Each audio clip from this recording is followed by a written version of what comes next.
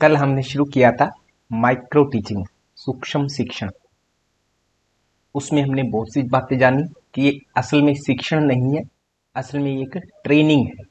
तो ऐसी बातें कभी कभी एग्जामिनर कर लेता है कि तब माइक्रो टीचिंग के बारे में ये बात सत्य है या ये नहीं है। माइक्रो टीचिंग इज ए, है ना, माइक्रो टीचिंग लर्निंग पार्ट, है ना।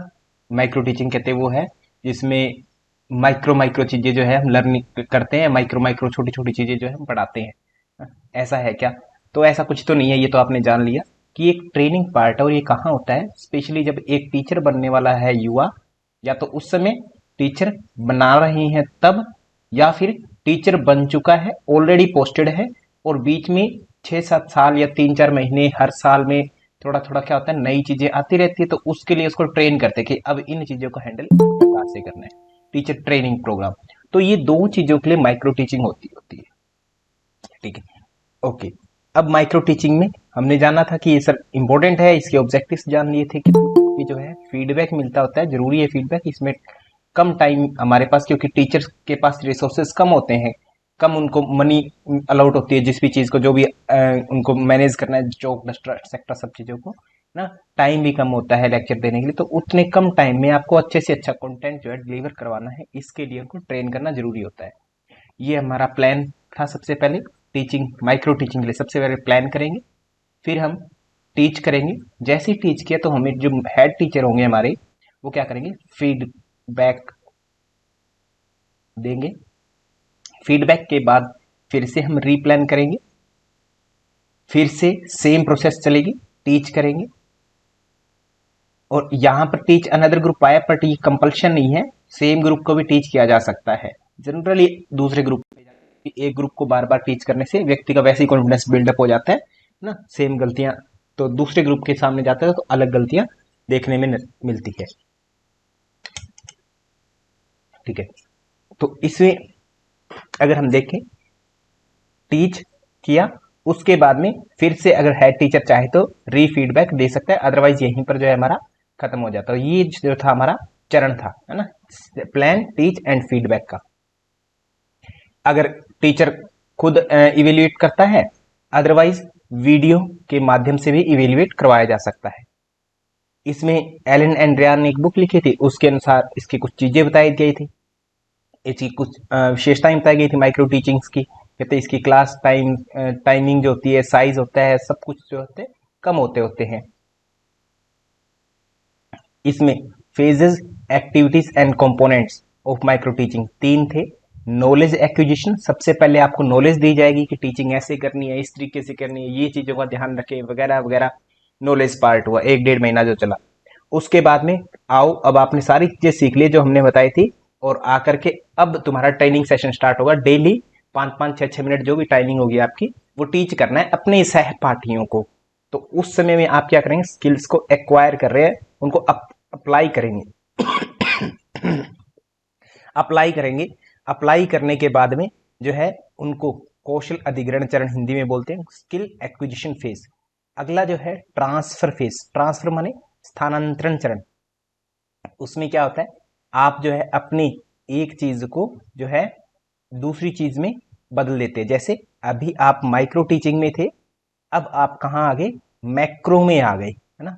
और मैक्रो का मतलब मैंने समझाया था, माइक्रो टीचिंग वो है जब आप 5-7 लोगों का जो ग्रुप था, 10 लोगों का, उसमें से एक व्यक्ति पढ़ा रहा था अपने ही साथियों को, 9 साथियों को पढ़ा रहा था हेड टीचर की उपस्थिति में, है ना। वहां पर केवल स्किल एक्विजिशन फेज के रूप में। ठीक है, ये वहां पर माइक्रो जो चलेगा अपना स्किल एक्विजिशन में है। जैसे ही वो ट्रांसफर फेज है अपना, फाइनली आप बच्चों के पास जा रहे हैं, चल वो भी माइक्रो, पूरा का पूरा ये पूरा रोल है ना, ये पूरा माइक्रो ही है। माइक्रो टीचिंग मींस एक ट्रेनिंग। माइक्रो टीचिंग क्या है, एक ट्रेनिंग है।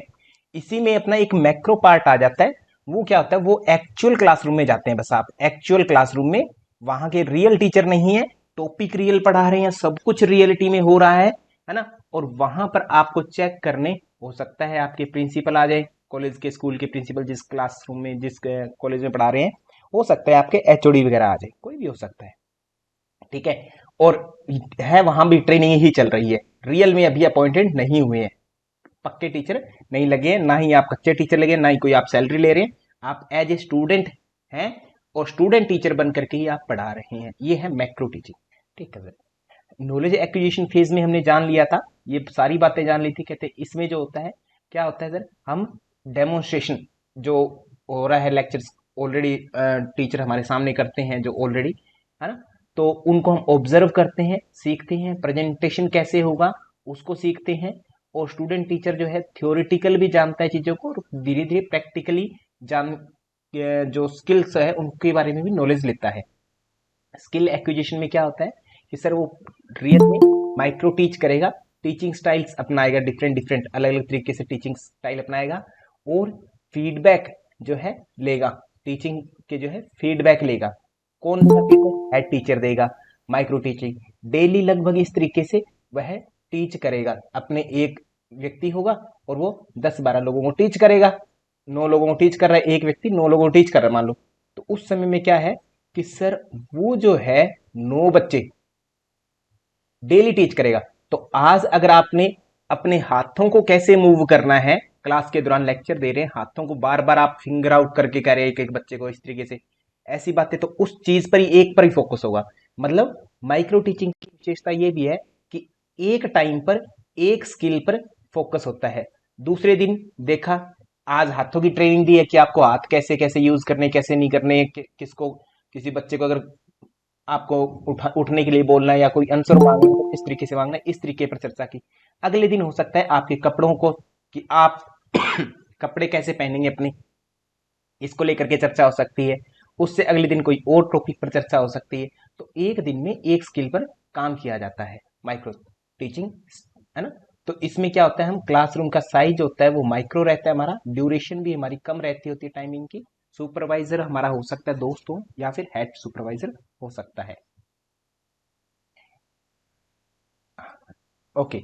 उसके बाद में ट्रांसफर फेज की बात करें, तो ट्रांसफर फेज है जो हमारा, उसमें क्या था,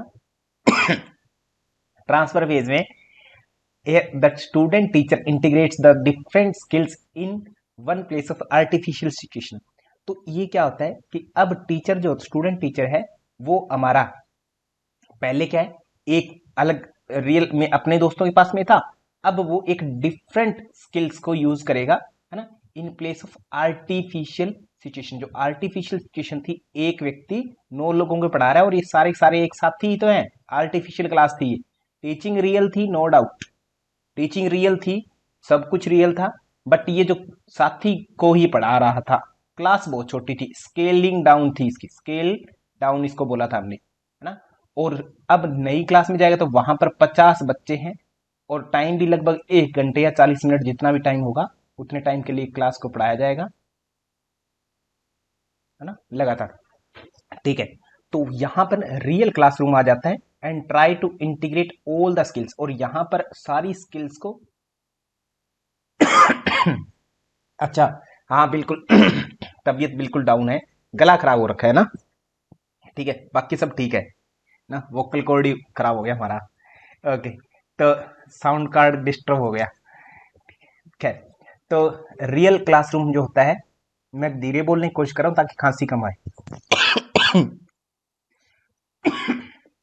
हरिओम। तो try to integrate all the skills, सारी की सारी स्किल जो है यूज करता है। अभी पहले जो माइक्रो टीचिंग जो था हमारा सेकंड फेज था, कौन सा था, स्किल एक्विजिशन। उसमें 1-1.5 महीने हमारी क्लासेस चली थी, और डेली 5-5 मिनट में हम एक एक स्किल पर काम कर रहे थे। बट अब मैक्रो में आ गए, ट्रांसफर फेज में, तो यहाँ पर रियल क्लास में आए, तो जितनी चीजें हमने सीखी थी, हाथ कैसे करना है, बच्चों से बात कैसे करनी है, बच्चों को डांटना कैसे है, या जिसको बिल्कुल समझ नहीं आ रहा बार बार समझाने पर उसके साथ कैसे डील करो, सब बातों को एक साथ इंटीग्रेट करके यूज करेंगे। ये है ट्रांसफर फेज, और ये कहाँ यूज करेंगे, मैक्रो में सर, सिंपल सी बात है, रियल क्लासरूम में। ठीक है।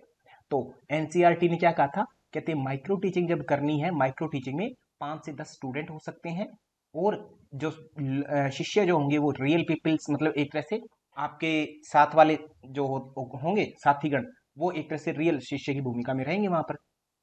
और सुपरवाइजर आपका टीचर एजुकेटर जो वहां पर ट्रेनर होगा आपका, या पीएस साथी दे सकते हैं आपको अपना जो भी फीडबैक है। 6 मिनट का एक माइक्रो लेसन का एक जो है टीचिंग का एक बार का टीचिंग का टाइम रहेगा 6 मिनट का।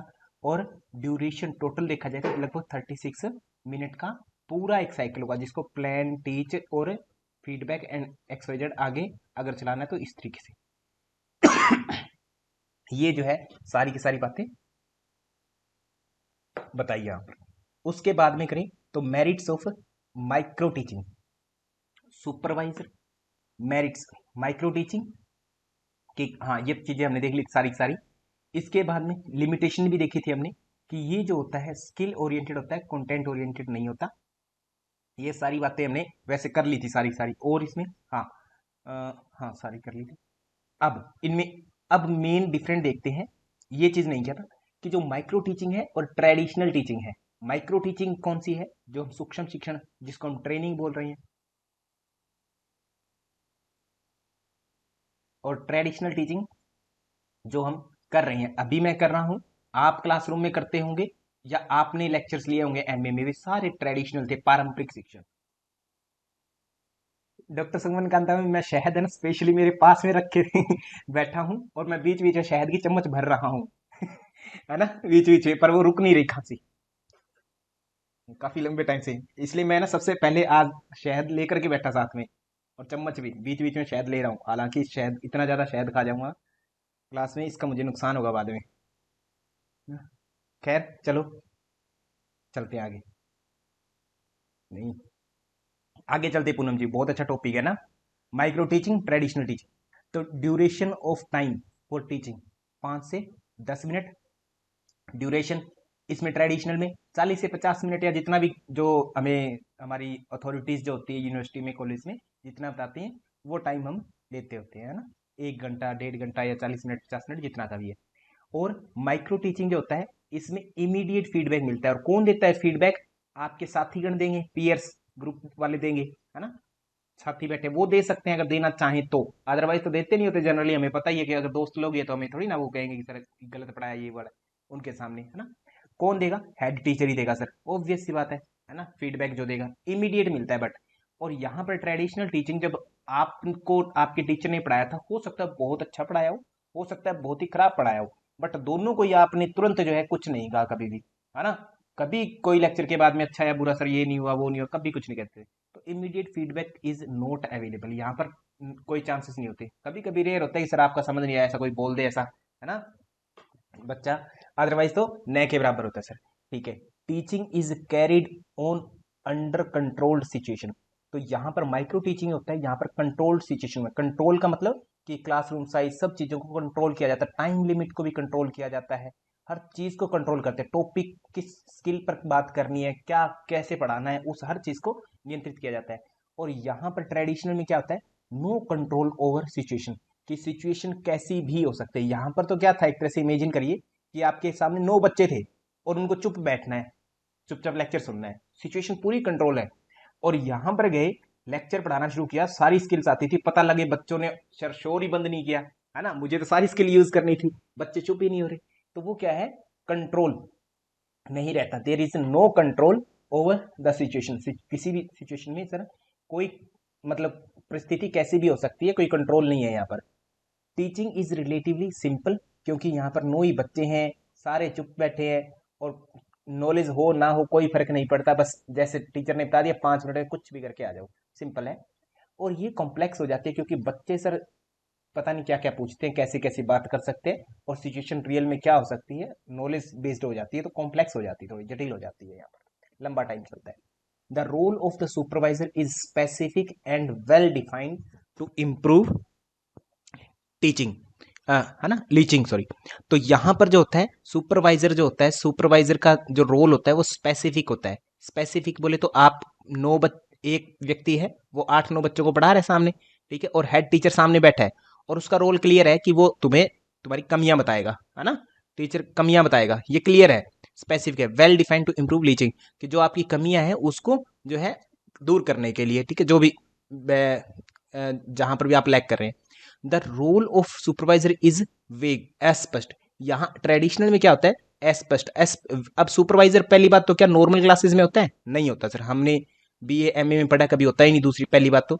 दूसरी बात, अगर कोई अगर कोई आता भी है सुपरवाइजर, अगर कोई आता भी है सुपरवाइजर, तो वो क्या करता है, जैसे कि अपना प्रिंसिपल आ जाते थे कभी कभी लेक्चर में बैठ के, है ना, लेक्चर में बैठे और बैठने के बाद में थोड़ी देर बैठेंगे, टीचर क्या पढ़ा रहा है उसको देख रहे हैं आराम से, और स्टूडेंट को कैसे, जो क्या कहते हैं उसको, लीचिंग, अच्छा, लीचिंग का मतलब होता है कि आप जो है अपनी कमियों को कैसे दूर करेंगे ना, ठीक है, उससे भी जो आप कमियां थी आपकी उनको दूर करने से मतलब है इसका, लीचिंग का मतलब कि जो आप कमियां पढ़ा रहे हैं, जो भी आप टीच कर रहे हैं, जो जो आप उन स्किल्स का यूज नहीं कर रहे हैं उनसे मतलब है। वैसे लीचिंग का मतलब और भी बहुत सारे होते हैं, जैसे लीच से लीचिंग बनता है और पानी जमीन में जाता है ना, उसको भी हम लीचिंग ही बोलते होते हैं, ठीक है। यहाँ पर इसका मतलब ये है कि आपके अंदर जो कमियां हैं, ड्रॉबैक्स है, उसको कैसे दूर करेंगे, उसके लिए सुपरवाइजर का रोल होता है यहाँ पर ना। और इधर जो है अस्पष्ट होता है। अस्पष्ट का मतलब क्या है कि आप एक स्कूल में पढ़ा रहे हैं या एमए में पढ़ा रहे हैं, बीए में पढ़े होंगे, आप लोग खुद पढ़े होंगे, तो वहां पर कोई सुपरवाइजर होता ही नहीं था पहली बात। फिर भी बाय चांस कभी कभी वैसे ही औचक निरीक्षण के रूप में प्रिंसिपल ग्राउंड पर निकलते हैं, तो प्रिंसिपल आपकी क्लास में आकर के थोड़ी देर के लिए बैठ गए, ठीक है, देख करके चले गए भी, हाँ ठीक पढ़ा रहे हैं, तो आप कहेंगे थोड़ी ना कुछ, ठीक है, वैसे उनकी फॉर्मेलिटी करनी थी आगे। या फिर कभी कभी क्या होता है, ऊपर से अगर गवर्नमेंट कोई स्कूल है तो उसमें बाहर से कोई डीओ वगैरह कुछ आ जाते हैं, तो वो देख जाते हैं, इतना ही होता है, ठीक है। तो अस्पष्ट होता है मतलब कोई क्लियर नहीं होता कि आपको कमी बताएंगे क्या होंगे, कुछ भी हो सकता है, आपको जॉब से ही हटा देगा आपका ट्रेडिशनल में, तो ऐसा हो सकता है ना। बाकी ऐसा कुछ खास नहीं होता, अस्पष्ट रहता है, वेग का मतलब ये है, इस लाइन का मतलब। ओके, यहां माइक्रो टीचिंग की बात में pattern of classroom interaction can be studied objectively. तो पैटर्न ऑब्जेक्टिवली मतलब कि डेली आप एक एक चीज पर जो है चर्चा करते हैं, यहाँ पर एक एक चीज पर एक एक स्पेसिफिक ऑब्जेक्टिव, हमारा एग्जाम जो है ऑब्जेक्टिव फॉर्मेट में, इसलिए हम जो है वो हर चीज पर फोकस करते हैं जो हमारे ऑब्जेक्टिव, मतलब एक बात के रूप में आ सकता है ना, स्पेसिफिक बात पूछी जा सकती है। इसी तरीके से इसमें जो होता है, हम क्लासरूम में कैसे इंटरेक्ट करना है उससे रिलेटेड सारी बातों पर हम जो है चर्चा करते हैं ऑब्जेक्टिवली।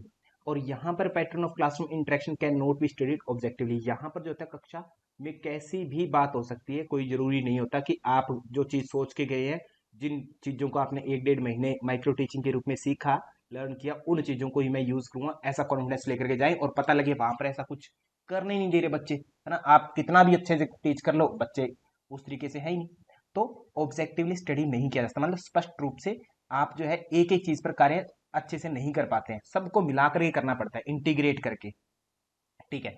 तो ये हुआ। इसके बाद में micro teaching and macro teaching. Micro teaching की अगर बात करें, माइक्रो टीचिंग तो हमने देख लिया सूक्ष्म शिक्षण, एक है मैक्रो। माइक्रो मैक्रो में कब जाएगी, जब मैंने कहा, एग्जाम्पल शुरुआत दिया था कि अगर हम मान लीजिए बीएड कर रहे हैं, बीएड के लास्ट में आपकी ट्रेनिंग 6 महीने का है, उसमें 2 से 3 मंथ आपको टीच किया, टीचर ने ट्रेनिंग दी, मतलब एक तरह से कि कैसे कैसे, वो अपना कौन सा फेज मानेंगे आप, नॉलेज फेज, नॉलेज एक्विजिशन वाला। फिर उसके बाद में आपकी डेली की क्लासेस स्टार्ट हो गई, आप टीच करने लग गए, एक व्यक्ति 9 9 को टीच कर रहा है, 5 को, जितना भी आपका ग्रुप बनाया गया उस तरीके से टीच कर रहा है, वो कौन सा था, स्किल एक्विजिशन, स्किल एक्विजिशन। ये यहां पर माइक्रो ही है, माइक्रो ही है, ठीक है। और इसी माइक्रो के अंतर्गत एक और ट्रांसफर फेज आया था अपना, ट्रांसफर फेज। इस ट्रांसफर फेज में आपको क्या कहा गया, आपको स्कूल कॉलेज अलाउड कर दिए गए, और उसमें जाओ, कहते रियल क्लासरूम में आप पढ़ाओ, और रियल क्लासरूम में जाके जो पढ़ा रहे हैं वो है ट्रेनिंग का ही हिस्सा, बट उस समय क्योंकि वो थोड़ा सा माइक्रो से बड़ा हो गया, माइक्रो और छोटा होता है, मैक्रो उससे बड़ा, है ना, हिंदी में मैक्रो मतलब वृद्ध, माइक्रो मतलब छोटा सूक्ष्म, है ना। तो उस अर्थ में मैक्रो मतलब एक तरह से बड़ी क्लास को टीच करना, बड़ी ट्रेनिंग होगी, बड़ी क्लास को जाकर के टीच करेंगे, तो वो हाँ जो ट्रेनिंग पीरियड है वो वाला। Micro teaching is technique to imparting training to would be teachers in the art of teaching by practising specific teaching skills through scale down teaching encounters, ठीक है। तो माइक्रो टीचिंग क्या है, सिंपल सी बात है, माइक्रो टीचिंग है scale down teaching. Scaled down, scale down का मतलब क्या बताया था, स्केल डाउन प्रोसेस वो है जिसमें आप रियल क्लास को, में रियल सिचुएशन है क्लास में टीच करने की, टीचिंग की जो रियलिटी है, उन सब को आपने डाउन कर दिया। जैसे रियलिटी में आप कितने बच्चों को पढ़ाते हैं क्लास में, सर लगभग 40 से 50 60 100 150 जितने भी हो जाते हैं नॉर्मली क्लासेस में, सबको पढ़ाना होता है, ये रियलिटी है। बट आपने माइक्रो टीचिंग में क्या किया, सर आपने 40 के बजाय, मान लीजिए 40 ओरिजिनल क्लास में पढ़ाने, आपने 5 से 10 बच्चों को ही पढ़ाया, ठीक है। रियल में पढ़ाने थे 40 से 50, बट आपने 10 को ही पढ़ाया। आपका रियल में टाइमिंग होनी थी कितना, 1 आवर के आसपास आपको टीच करना था, बट आपने माइक्रो टीचिंग में टीच किया 5-6 मिनट, है ना, इतना ही टीच किया। ऐसे ही, और अगर मैं बात करूँ, हाँ, क्लासरूम का साइज हो गया, बच्चों की संख्या होगी, तो ये जो है टाइमिंग भी कम कर दिया। ये स्केल डाउन बोलते हैं इसको, है ना, स्केल डाउन, कम करना। और स्किल्स भी, यहाँ पर तो आप कितनी सभी स्किल्स को यूज करेंगे, यहाँ पर वन टाइम पर वन स्किल, एक स्किल ही यूज होगी, फीडबैक आपको तुरंत मिलता है। तो ये स्केल डाउन एनकाउंटर, जैसे क्यों करते हैं, कहते हैं reducing the complexity of teaching in terms of the size of class, time and content. कहते हैं इनको लेकर के क्या, ताकि कॉम्प्लेक्सिटी ना आए, इसलिए क्लासेस में तो आप क्लास का साइज कम कर देते हैं, टाइम कम कर देते हैं, और कंटेंट क्या बढ़ाना है उसको भी कम कर देते हैं। माइक्रो टीचिंग, ये तो है माइक्रो, ये अपने ने पूरा अच्छे से समझ लिया, एक एक बात इसकी समझ ली है ना। ज्योति बलारा जी, आशा करता हूँ ये सारी चीजें आपको समझ में आ रही होगी, है ना। हिंदी में मुझे बोलने की जरूरत मुझे महसूस नहीं हो रही, फिर भी आपको लगे तो मैं चर्चा करूंगा जरूर हिंदी में, है ना। ठीक, बाय मैक्रो टीचिंग, मैक्रो की बात करें तो मैक्रो होता है बृहत, स्थूल शिक्षण लिखा है हिंदी में, अदरवाइज बृहत बोलते हैं इसको। विविध, the teaching in regular classes consisted of 40 और more students for 5 minutes, 50 minutes, है ना। In macro teaching all the skills of the teachings are to be integrated. तो कहते हैं मैक्रो टीचिंग में आप सभी प्रकार की चीजों का यूज करते हैं, सब चीजों को एक साथ मिक्स करके पढ़ाते होते हैं। और ये 5 मिनट नहीं है, ये 50 मिनट का आएगा, मतलब जितना भी आपका टाइमिंग है क्लास का वो सारे ही आएगा, ठीक है, 5 मिनट। अब इसमें ये ध्यान रखिए, आपकी बुक में 5 मिनट भी लिखा हुआ है, इस 5 मिनट का मतलब क्या है कि आपका जो देखने वाले आएंगे, निरीक्षक आएंगे, वो आपको 5 मिनट देखेंगे, आपको पढ़ाना रियल में, रियल क्लास को पूरा टाइम के साथ ही, जितने टाइम तक पढ़ाते होते हैं, बस वो देखने वाले जो आएंगे वो 5 मिनट देखने आएंगे आपको, इतनी सी बात है, ठीक है। इतने में आपका माइक्रो पूरा टीचिंग कंप्लीट हुआ। यहां तक अपना पूरा टॉपिक ये क्लियर है। आगे बात करते हैं मेथड ऑफ टीचिंग की। अब कुछ विद्यार्थियों को जो है, मैंने एक बीच में टॉपिक पढ़ाया था बेसिक मॉडल्स ऑफ टीचिंग, जिसमें मेरा पढ़ाने का जो मुख्य उद्देश्य था, वहां पर पढ़ाने का मुख्य उद्देश्य था एंड्रागोगी और पैडागोगी, एंड्रागोगी और पैडागोगी, ये मुख्य उद्देश्य था। तो इनको पढ़ाने के लिए मैंने जो है वहां पर भी मेथड ऑफ टीचिंग के रूप में दो चीज पढ़ाई थी, कि एक लर्नर सेंटर्ड होती है, लर्नर सेंटर्ड, और एक टीचर सेंटर्ड होती है। एक लर्नर सेंटर्ड होती है और एक टीचर सेंटर्ड होती है। टीचर सेंटर्ड कौन सी थी, एंड्रागोगी, अडल्ट एजुकेशन के लिए, सॉरी सॉरी गलत पढ़ा गया। तो एक जो थी अपनी पैडागोगी, एक जो है एंड्रागोगी। एंड्रागोगी जो थी वो हमारी किसके लिए थी सर, अडल्ट के लिए थी, अडल्ट के लिए। तो अडल्ट व्यक्ति है वो अपने तरीके से पढ़ेगा, हम कुछ भी तो नहीं पढ़ा सकते उसको, तो इसलिए उसमें वो कौन होगा, लर्नर सेंटर्ड है। पैडागोगी में छोटा बच्चा है, पढ़ना ही नहीं चाहता सर, बट उसको धक्के से पढ़ाना है, और धक्के से पढ़ाएगा कौन, टीचर। तो पैडागोगी टीचर सेंटर्ड थी, ठीक है, ये बात क्लियर थी। ओम, अभी ठीक है ज्योति जी, ये क्लियर टॉपिक समझ में आ गया। मानसिक लिता मैम आप भी आए हैं क्लास में, आपका स्वागत है। ओके, ये टॉपिक अभी क्लियर है, ये बात जी आपको सर, समझ। मुश्किल से मुश्किल से आई हूँ। अच्छा अच्छा, चलो कोई बात। पैडागोगी जो है वो टीचर सेंटर्ड होगी, और एंड्रागोगी जो है वो हमारी लर्नर सेंटर्ड होगी, बात क्लियर। हाँ, तो ये दो चीज मैंने पढ़ाने के लिए पहले बताया था। अब हम इसको मेथड ऑफ टीचिंग को, जो क्लासेस है, लेक्चर्स मेथड है वगैरह वगैरह, उनको डेप्थ में देखेंगे कंचन तिवारी जी। पहले हमने केवल ओवरव्यू लिया था, अब हम इन चीजों को डेप्थ में देखेंगे। तो मेथड ऑफ टीचिंग की बात करें तो मेथड का मतलब क्या होता है, लैटिन शब्द के मोड शब्द से आया है, जिसका मतलब होता है कि आप किस वे में किसी चीज को देते हैं, डिलीवर करते हैं, है ना। In education it means the mode, किस वे में, मोड मतलब किस वे, मतलब किस तरीके से, किस वे में, the which material is communicated from the teacher to the people, शिक्षक से बच्चे के पास, शिष्य के पास जो है किस प्रकार संचार होता है शिक्षण सामग्री का, उसे हम मेथड कहेंगे शिक्षण में। और शिक्षण के जो मेथड है, टेक्निक्स की बात करें तो वो 4 प्रकार से हम डिवाइड कर सकते हैं ओवरऑल। अगर देखें मेन दो ही है, टीचर और स्टूडेंट, उन्हीं के केंद्र में रखे करना है, बट इसके अलावा कुछ ऐसी टेक्निक्स है जिनमें हमें ये मिश्रण भी करना पड़ता है कभी कभी, और अलग अलग भी होता है इनको। तो टीचर सेंटर्ड होती है कुछ टेक्निक्स, टीचर सेंटर्ड मेथड है, लर्नर सेंटर्ड है। और ये मत सोचना कि सर आपसे ये ऐसे पूछेंगे कि बताओ कितने मेथड है, 4 हैं या 3 है, क्योंकि बुक में किसी में 2 बता रखे हैं। मैंने ही आपको 2 दिन पहले 2 बताए थे, कहीं पर 3 मिलेंगे, कहीं पर जो है इनके नाम ही कुछ अलग दे रखे हैं, है ना। तो इसलिए ये मत सोचना कि 4 पूछेंगे, आपसे पूछने का तरीका कुछ और होगा। ये तो आपको ओवरव्यू में बता रहा हूँ। Teacher centred method, learner centred method और content focused method, content for focus और इंटरेक्टिव पार्टिसिपेटिव मेथड। ये जो है आपके 4 मेथड होते हैं, इनके बारे में आप जानते हैं। एक होता है टीचर सेंटर्ड टीचिंग मेथड, ये पहला ही मेथड की बात करें टीचर सेंटर्ड की। टीचर सेंटर्ड टीचिंग मेथड जो है, इसमें क्या होता है, teacher assumes the main position.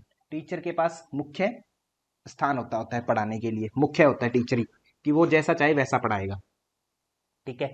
He cast himself in the role of being a master of the subject matter, कि वह जो होता है अपने आप को एक तरह से सब्जेक्ट मैटर का माहिर समझता होता है, मतलब होता है टीचर सेंटर्ड मेथड में ऐसा ही माना जाता है ना।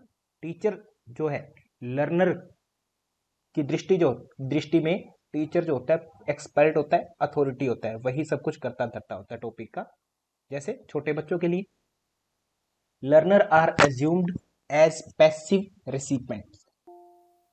जो लर्नर होते हैं, जो सीखने वाले विद्यार्थी है, वो क्या है, पैसिव, निष्क्रिय माने जाएंगे। टीचर ही एक्टिव होगा टीचर सेंटर्ड में, of knowledge from the teacher. जैसे कि इसमें एग्जांपल लेक्चर मेथड दिया जा सकता है, वीडियो प्रेजेंट, इन सारे विषयों पर हम आगे चर्चा करेंगे। अब लेक्चर मेथड होता क्या है, इन सारी चीजों पर हम आगे चर्चा करेंगे। अभी के लिए केवल आप नाम लिखना चाहे तो लिख सकते हैं, अदरवाइज लिखने की जरूरत नहीं है। ये सारी चीजें आपकी पूरा जब टॉपिक कवर हो जाएगा हमारा, एक एक चीजें आपको समझ में आ जाएंगी कि क्या मतलब है इनका, ठीक है। अभी के लिए बस एग्जांपल है लेक्चर मेथड, वीडियो प्रेजेंटेशन, है ना, which requires little to no involvement of learner in the teaching process, जिनमें टीचिंग प्रोसेस में स्टूडेंट की तरफ से एक्टिविटी की कोई जरूरत नहीं होती है बीच में बोलने की, है ना। लास्ट में अगर बोल लेगा तो ठीक है, बीच में कोई मतलब नहीं है लेक्चर मेथड या वीडियो प्रेजेंटेशन वगैरह में। तो ये टीचर सेंटर मेथड का एग्जांपल हो गया।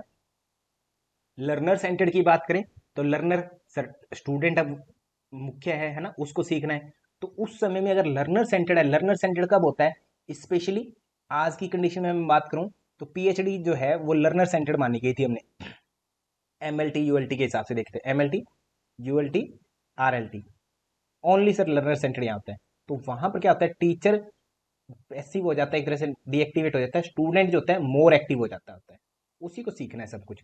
तो in the learner centred method the teacher instructor is both teacher and a learner at the same time. कहते वहां पर जब आप पीएचडी लेवल में जाते हैं तो आपका टीचर भी आपकी तरह टीचर तो है ही है वो, और साथ में लर्नर बन जाता है, क्योंकि वो भी उस समय कुछ नया सीख रहा होता है आपके साथ में, जो समस्याएं आ रही है उनके साथ मिल करके, है ना। तो टीचर जो होता है, इंस्ट्रक्टर जो भी है आपका, वो एक ही टाइम पर टीचर होते हुए लर्नर भी रहता है उस समय, ठीक है। वहां उस समय वो डिक्टेटर नहीं होता कि आप पर ये कहे कि ये करना ही करना है, ऐसे ही करो ऐसे ना करो। तो पीएचडी में ये होता है। बात समझे इस चीज को, पीएचडी को इमेजिन करो, लर्नर सेंटर्ड आपका पूरा क्लियर हो जाएगा। Places the learner at the centre of the learning, है ना। तो लर्नर होता है इसमें सेंटर, मेन सेंटर में कौन होता है लर्नर सेंटर में, लर्नर ही होगा। इट मीन्स लर्नर और student is responsible for learning while the tutor is responsible for facilitating the learning. यहाँ पर स्टूडेंट खुद जिम्मेदार है सीखने के लिए, टीचर सेंटर्ड में टीचर जिम्मेदार है स्टूडेंट को सिखाने के लिए कैसे भी, है ना। और स्टूडेंट लर्नर सेंटर्ड में लर्नर खुद जिम्मेदार है, स्टूडेंट टीचर का काम है उसके लिए जिस तरीके की सुविधाएं जो है, बुनियादी सुविधाएं वो उपलब्ध करवाना। जैसे बच्चे ने पूछा कि सर मुझे हठ योग की परिभाषा कहाँ मिलेगी, है ना, हठ योग के साधक बाधक तत्व तो मुझे पढ़ने हैं, कहाँ पढ़ूं, ओम का वर्णन किस अध्याय उपनिषद में किया गया, तो मैंने बताया कि जाओ भाई वो उपनिषद है फला फला, है ना, नाद बिंदु पढ़ लो, ध्यान बिंदु पढ़ लो, ये पढ़ लो, इनमें ओम के बारे में बहुत कुछ लिख रखा है, पढ़ लो, बस बात खत्म। फैसिलिटीज प्रोवाइड करवा दी मैंने। अब जिम्मेदारी किसकी है, स्टूडेंट की। तो अब स्टूडेंट सेंटर्ड मतलब लर्नर सेंटर्ड में हो गया। अब वो अपने आप जाकर के पढ़ेगा उस चीज को, ये हो गया इसका मतलब। यहां पर मैं डिक्टेटर नहीं हूं कि वही चीज जाके पढ़ो, नाद बिंदु ही पढ़ना, कुछ और मत पढ़ लेना, ऐसा नहीं कह सकता। डिक्टेटर का मतलब तानाशाही टाइप में, है ना, कि जो मैं बोलूंगा वही होगा। तो ऐसा नहीं कह सकता, मैंने बोला नाद बिंदु पढ़ लो और उसने जाकर के ध्यान बिंदु पढ़ लिया, वो कहता सर आपने नाद बिंदु में पढ़ाया बताया था, मैंने ध्यान बिंदु पढ़ा, देखो मुझे ध्यान बिंदु मिल गया, ठीक है। अच्छा, इसका मतलब मुझे नहीं पता था, फिर तो मैं सीख गया कि ध्यान बिंदु में भी ओम का वर्णन किया गया है, तो मैं टीचर था साथ में लर्नर भी था, है ना। तो डिक्टेटर नहीं हूं बट यहाँ पर अदर टीचर सेंटर्ड में डिक्टेटर रहता है टीचर। ठीक है, आगे बात करें कंटेंट फोकस्ड। कंटेंट फोकस्ड का मतलब क्या है कि जो कंटेंट है वो मेन है, आपको क्या आता है, आपकी कितनी जिज्ञासाएं हैं, कोई फर्क नहीं पड़ता इससे चीज। टीचर को कितना कुछ पता है कोई मतलब नहीं है, स्टूडेंट को एक्स्ट्रा कितना कुछ पता है या क्या क्या बहुत कुछ जानना चाहता है कोई मतलब नहीं है। कंटेंट क्या है, उसी के अनुसार आपको टीच करना है, उसी के अनुसार आपको लर्न करना है। स्पेशली अगर मैं बात करूं तो हमारा जो ये काम चल रहा है विनेट जेआरएफ का, ये सेम उसी को लेकर के चल रहा है अभी, है ना। वैसे in this category both the teacher and the student have to fit into the content that is taught. दोनों के दोनों जो होते हैं टीचर और स्टूडेंट, दोनों को जो कंटेंट है उसके अकॉर्डिंग जो है फिट होना होता है ना, जो भी पढ़ाया जा रहा है उसके according. A lot of emphasis is laid on the clarity and careful analysis of content. Content को सर उस पर ही बल दिया जाता है, उसको समझने पर, उसको जो है विश्लेषण करने पर ना, उसको अच्छे से क्लैरिफाई करने पर फोकस किया जाता है। Both the teacher and learner cannot alter or become critical of anything to do with the content. ये दोनों के दोनों जो है कंटेंट को, जो टीचिंग सामग्री है कहते हैं, उसको नहीं बदल सकते, है ना। दोनों ही दोनों उसकी आलोचना नहीं करते कि उसमें सर ये कमी है, ये नहीं होना चाहिए, ये पढ़ने का कोई फायदा नहीं है वगैरह वगैरह। तो कंटेंट तो आपको पढ़ना ही पड़ेगा। इसका उदाहरण है प्रोग्राम्ड लर्निंग अप्रोच, ये हम आगे पढ़ेंगे विधियां, तब उनमें जरूर पढ़ेंगे इसके बारे में भी। फिर आता है इंटरेक्टिव या पार्टिसिपेटिव मेथड। इंटरेक्टिव की बात करें, इंटरेक्शन माने आप कक्षा में गए और आपको जरूरत कैसी है, जैसे आप मेरे पास आए, मैं ना तो टीचर सेंटर्ड अप्रोच कर रहा, ना ही लर्नर सेंटर्ड है पूरी तरह से, है ना, और ना ही ये कंटेंट फोकस्ड। कंटेंट तो मतलब अपना सिलेबस है उसके अनुसार तो हमें पढ़ना ही है, कि प्रोग्राम लर्निंग भी नहीं है। तो ये जो है एक मिक्स्ड अप्रोच है एक तरह से। तो ये चौथे टाइप का है। The fourth category borrows a bit from other three domains. तीनों में से कुछ कुछ जो चीजें निकाल करके लाते हैं, without laying emphasis unduly on the teacher student है और कंटेंट, है ना। तीनों में से मतलब कि कुछ ना कुछ मिक्सअप है इनमें, ठीक है।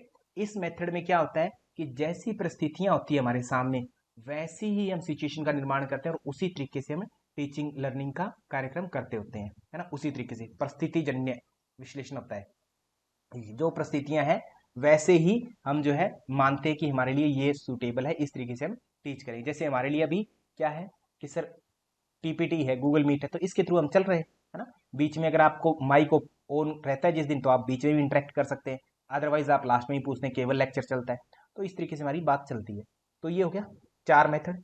अब इनमें से सबसे पहले अगर मैं बात करूं, सबसे पहले जो है हमारा टीचर सेंटर्ड, मैंने बताया टीचर सेंटर्ड, दूसरा लर्नर सेंटर्ड, तीसरा कंटेंट सेंटर्ड, और चौथा जो है आपका इंटरेक्टिव। इंटरेक्टिव बोले या पार्टिसिपेटिव बोले, ठीक है। तो इसमें जो टीचर सेंटर्ड है, टीचर जिसमें मुख्य है, प्रधान है, उसके अंतर्गत पहला अगर हम पढ़े तो वो है lecture method. Lecture method, lecture method कब होता है लेक्चर? इमेजिन करिए सर, हम कॉलेज में थे तब हमारे टीचर आते थे और 1 घंटा कंटिन्यू जब तक क्लास थी वही बोलते थे, बीच में हमसे पूछते भी नहीं थे कि हाँ समझ में आया या नहीं आया, ऐसा कुछ नहीं पूछना था, कंटिन्यू बोलते जाते थे, वो लेक्चर ही होता था, ठीक है। वही होता है लेक्चर।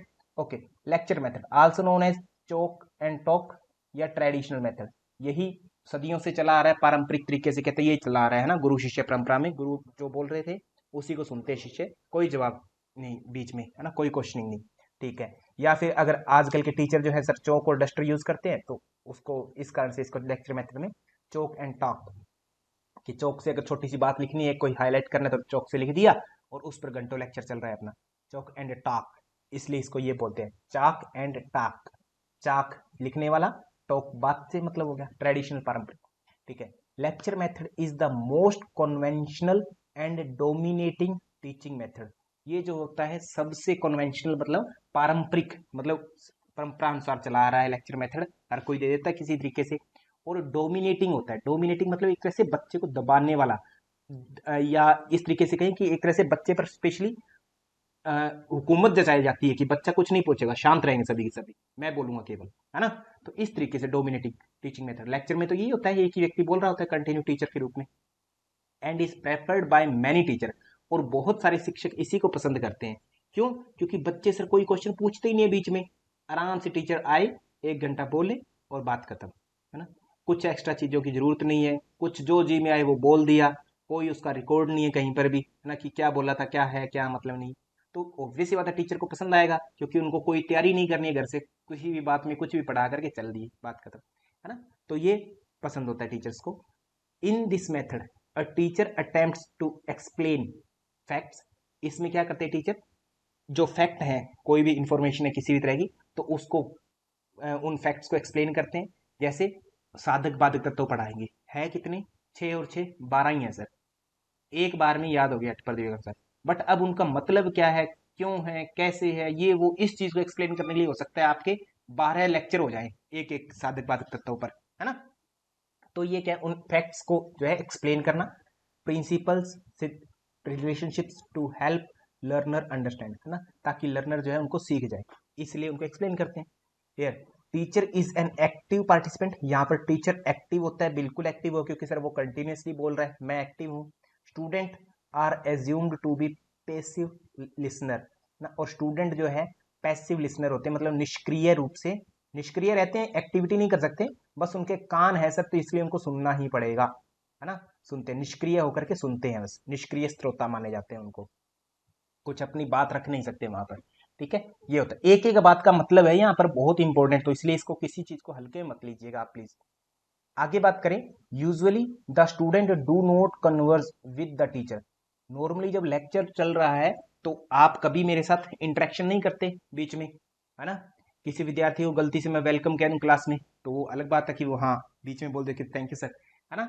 अदरवाइज कोई विद्यार्थी बोलता नहीं है बीच में ना, ठीक है, कंटिन्यू चलता रहता है। Student do not converse with the teacher during lecture by the teacher, है ना, कोई नहीं करता सर, किसी तरीके का कोई क्वेश्चन पूछता, बट फिर भी हाँ, इसलिए इसको it is one way communication, इसलिए ये सिंगल वे कम्युनिकेशन है, मतलब एक तरफा जो है संचार होता है, एक तरफ से टीचर बोल रहा है, स्टूडेंट कंटिन्यू अपनी तरफ से रिसीव कर रहे हैं लेक्चर को, केवल वन वे कम्युनिकेशन।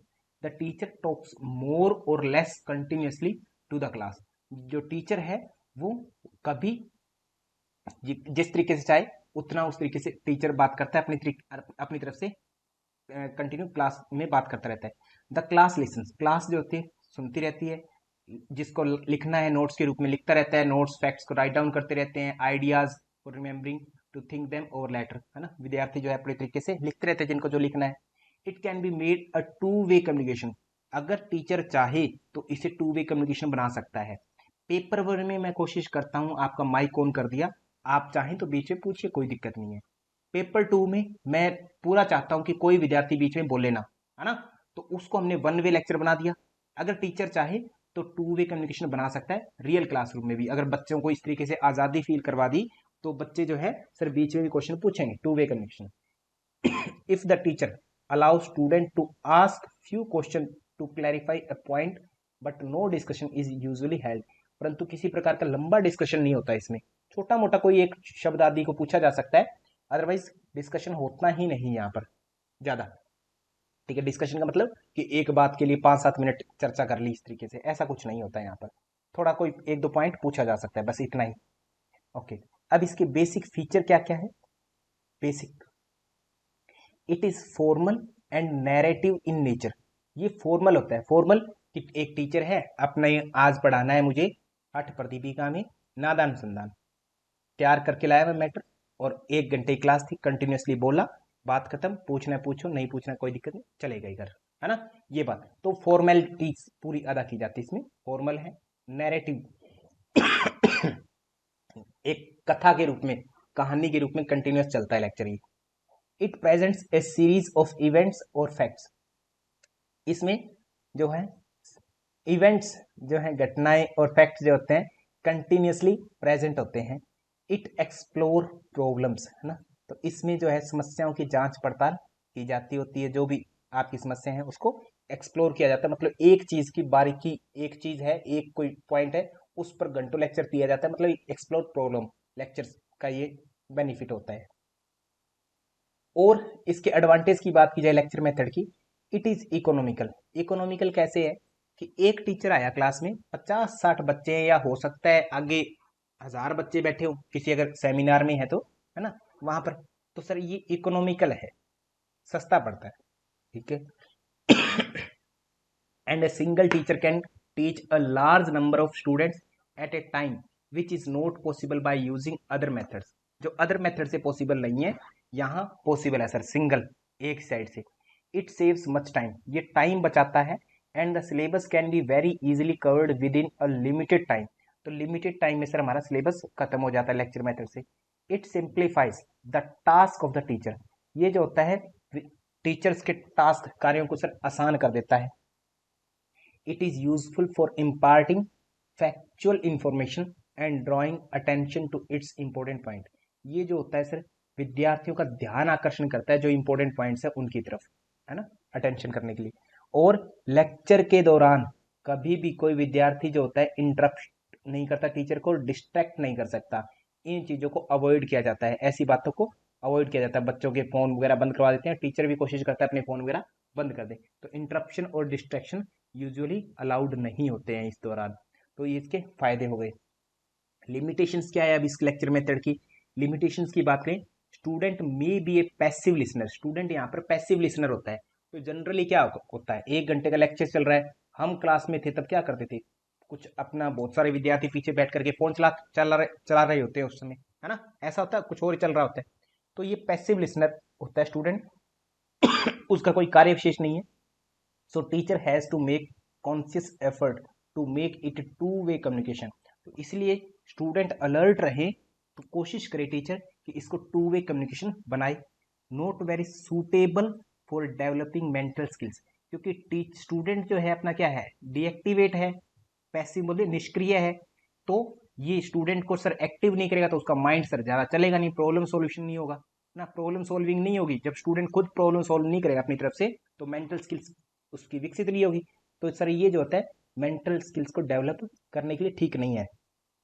और stressful for the audience who does not have efficient skills on taking notes, आपको कोई नोट्स बनाने थे, आप एक लेक्चर को सुनते हैं और नोट्स बनाना आपको धीरे धीरे होता है, लेक्चर के साथ साथ नहीं चल पाते, तो फिर वो जो होता है थोड़ा सा दबाव बनता है उन विद्यार्थियों के लिए जो जल्दी से नोट्स बनाना नहीं जानते हैं।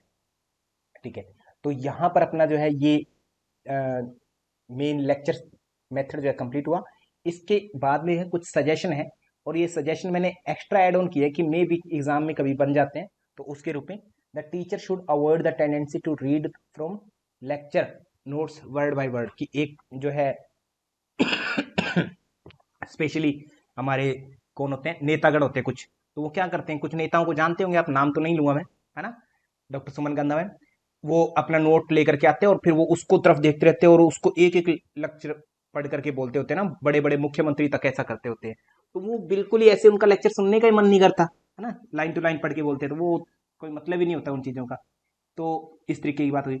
The teacher should maintain eye to eye contact, तो टीचर अगर लेक्चर में, अगर रियल लाइफ में आप क्लास में जा रहे हैं, तो वहां पर आई टू आई कॉन्टेक्ट करें बच्चों के साथ में ना, ताकि कंटिन्यूस अटेंशन बनी रहे।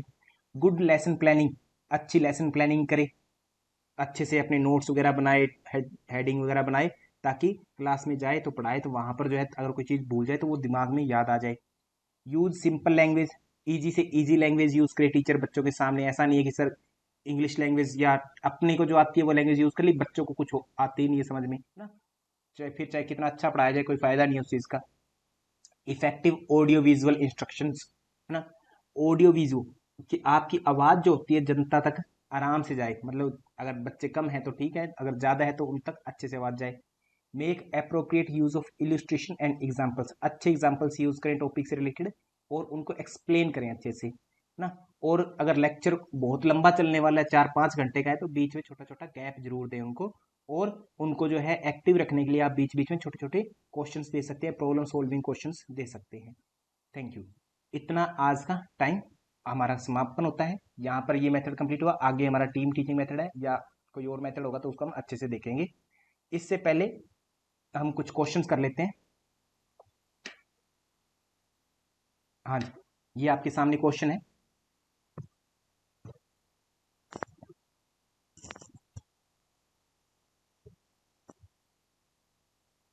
और ये जो मेथड ऑफ टीचिंग होंगे इनको अच्छे से पढ़ना, एक एक लाइन को, एक एक चीज को अच्छे से समझना है ना।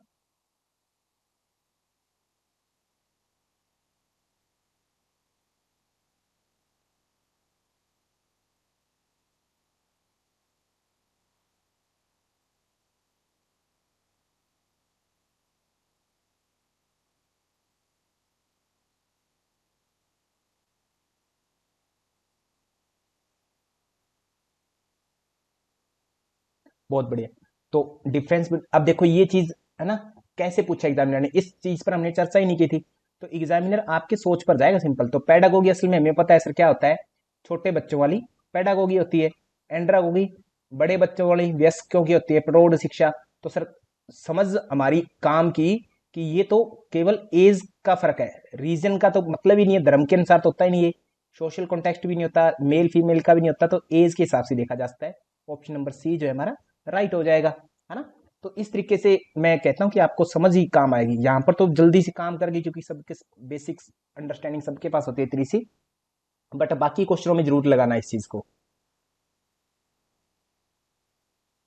अब ये आप लोगों के लिए कुछ क्वेश्चन बचे नहीं है, वैसे ये कोई मतलब नहीं है। प्रैक्टिस ऑफ डेल्टा एजुकेशन क्या होता है, अब तुरंत सी उत्तर दे सकते हैं आप लोग, बहुत ही बढ़िया।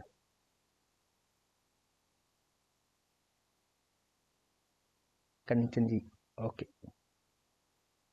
मीनाक्षी जी, मीनाक्षी जी सही उत्तर दिया करें ना आप। ठीक है, ए उत्तर होगा इसका, एंड्रागोगी।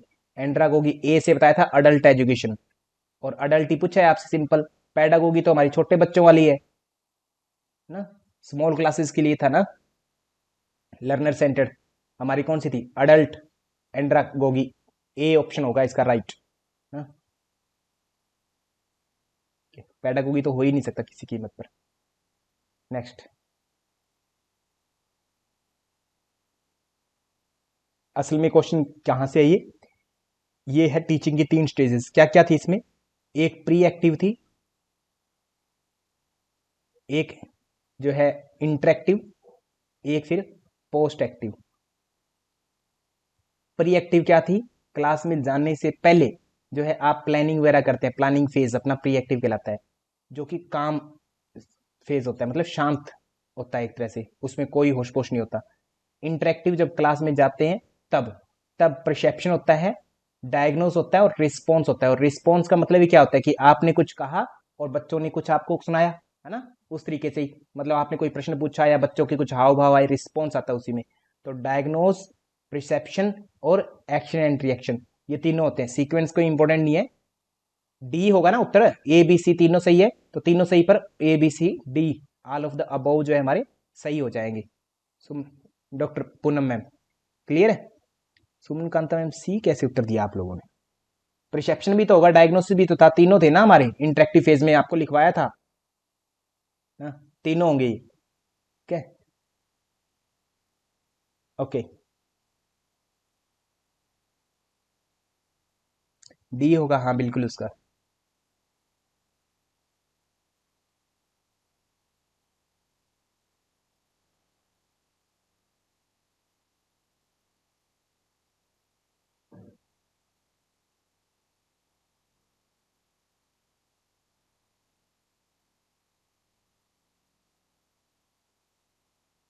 The purpose of the micro teaching is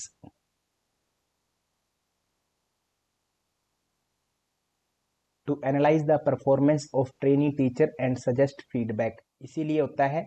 इस ऑप्शन के अनुसार सर हमारा उत्तर यही होना चाहिए, क्योंकि बाकी तो सर हमारे कोई मतलब ही नहीं है, माइक्रो पार्ट वगैरह का, ये स्टूडेंट का बिहेवियर ऐसा कुछ नहीं है ना, माइक्रो में डेफ स्टूडेंट से कोई लेना देना नहीं है। तो ऑप्शन नंबर एक जो है हमारा बिल्कुल राइट होगा यहाँ पर।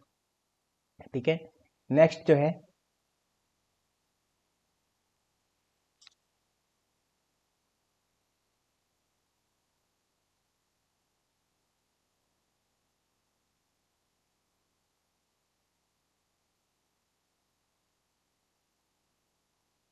और ये प्रश्न मैंने नहीं बनाया हुआ, इनमें से एक भी मैं बनाता नहीं हूँ पेपर वन में। पेपर वन के सारे सारे लगभग मैं PYQ ही उठाने की कोशिश करता हूँ।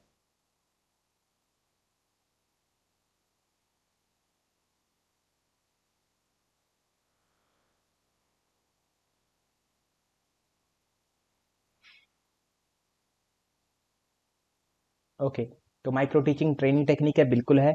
It is a scale down version of actual classroom situation, बिल्कुल सर, है ना, छोटा संस्करण है। देर आर फोर, यही बात गलत है सर, सी वाला ही हमारा उत्तर होगा। इस प्रश्न में नोट ट्रू पूछा था, तो ये सी जो है ट्रू नहीं है। देर आर थ्री फेजेस, है ना, इन माइक्रो टीचिंग। कौन कौन से थे तीन, एक सर अपना नॉलेज एक्विजिशन, दूसरा जो है स्किल एक्विजिशन, तीसरा ट्रांसफर फेज होता है, ठीक है, ये होता है। और इसके जो अपना साइकिल क्या है, प्लान का, प्लान, टीच एंड फीडबैक। फिर से अगर आप बात आती है तो रीप्लान, और फिर से रीटीच, और फिर से फीडबैक अगर देना चाहे एग्जामिनर तो दे सकता है, अदरवाइज तो यहाँ पर ही बात खत्म हो जाती है। रीफीडबैक अगर ऑप्शन में आता है तो ऐसा रीफीडबैक, और फिर से और आगे चला सकता है अगर वो ट्रेनर चलाना चाहे तो। वैसे कोई चलाता नहीं है, कोई सिरदर्दी नहीं लेता इतना, 2 राउंड हुए, बात खत्म है ना। सीखना था जिन्होंने सीख लिया, इतनी बात। ओके, तो ऑप्शन नंबर 3 हमारा राइट हो जाएगा यहाँ पर, जिसमें 3 होना था। डॉक्टर रीना रुका मैम, बहुत ही बढ़िया। आगे अब है ना, यहाँ पर आप ऑल ऑफ द अबव देख करके उत्तर तो दे देंगे एक सेकंड में, है ना, पर इन चीजों को समझ लेना जरूर अच्छे से। रीना नारुका जी, doctor Meenakshi ji,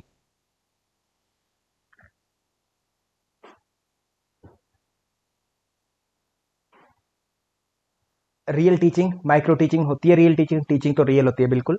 it develops the effectiveness of feedback, feedback sir बिल्कुल, है ना, तुरंत मिलता है। और इसमें क्या होता है, वन स्किल एट ए वन टाइम, है ना, तो वन टाइम पर वन स्किल पर ही विकास किया जाता है, एम्फेसिस, है ना, जोर डाला जाता है इसमें, ठीक है, बिल्कुल सर, तीनों बातें सत्य है।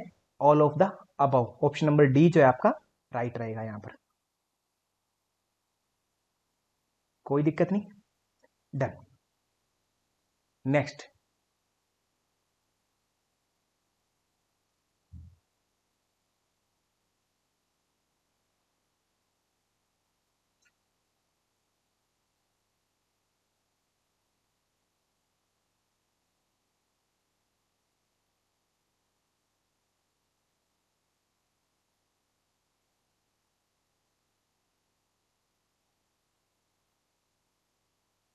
शालिनी जी, कंचन जी, नेहा जी, विद्यार्थियों की स्वतंत्र सोच के स्तर में वृद्धि करना, ऑप्शन नंबर बी जो है अपना राइट हो जाएगा।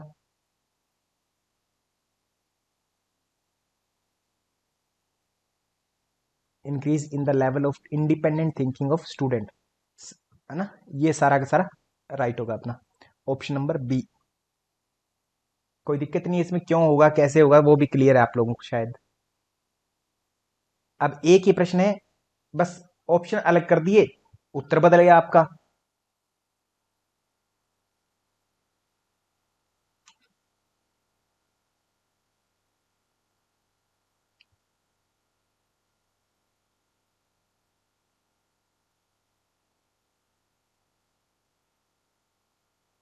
ओके, तो निम्नलिखित में से शिक्षण का मुख्य उद्देश्य कौन सा है? सोच को विकसित करना, सोच शक्ति को विकसित करना, थिंकिंग कैपेबिलिटी ऑफ स्टूडेंट्स, है ना, डी जो है राइट उत्तर हो जाएगा। तो ये ध्यान रखिएगा कि हमारी एजुकेशन जितनी भी बनी हुई है, इसीलिए हमारी जॉब नहीं लगती, क्योंकि, है ना, स्टूडेंट्स की जॉब दिलवाने का काम है ही नहीं इसका, है ना, एजुकेशन का केवल सोच विकसित करने का मतलब है ना, एजुकेशन का रियल मीनिंग, जो भी हमारे ऑब्जेक्टिव्स है टीचिंग के, उसका मतलब।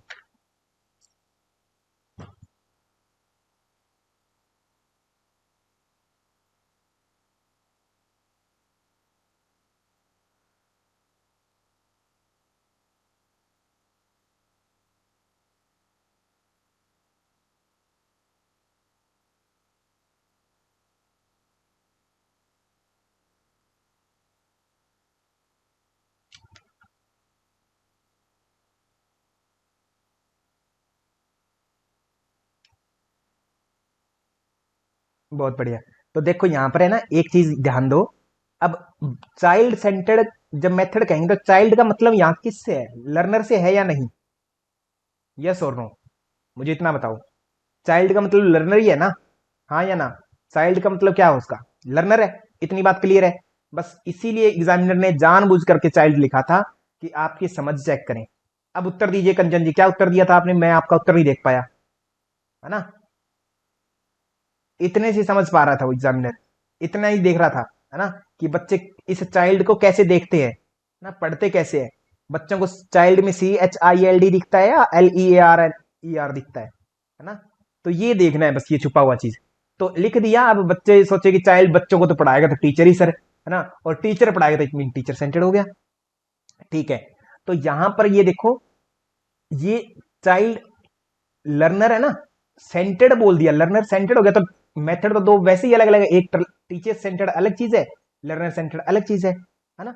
हाँ, बच्चों को पढ़ाना होता है ना, तब टीचर सेंटर्ड ही मेथड यूज होता है। बट एक्चुअल में यहां पर तो लर्नर सेंटर्ड मेथड टर्म दी है ना, ये टर्म है, ये अपने आप में विधि है अलग से। ठीक है, तो ये तो आप टीचर सेंटर्ड हो ही नहीं सकता उसमें। उसमें तो लर्नर सेंटर्ड होता है जब, तो क्या हो जाता है, चाइल्ड का मतलब बच्चे से, और बच्चा हो सकता है वो आपके बड़ा बराबर का हो या कोई भी हो, वो कोई हमें फर्क नहीं पड़ता। बट ये लर्नर सेंटर्ड एक डिफरेंट चीज है, इतना हम श्योर है। तो ये टीचर सेंटर्ड नहीं हो सकती ना।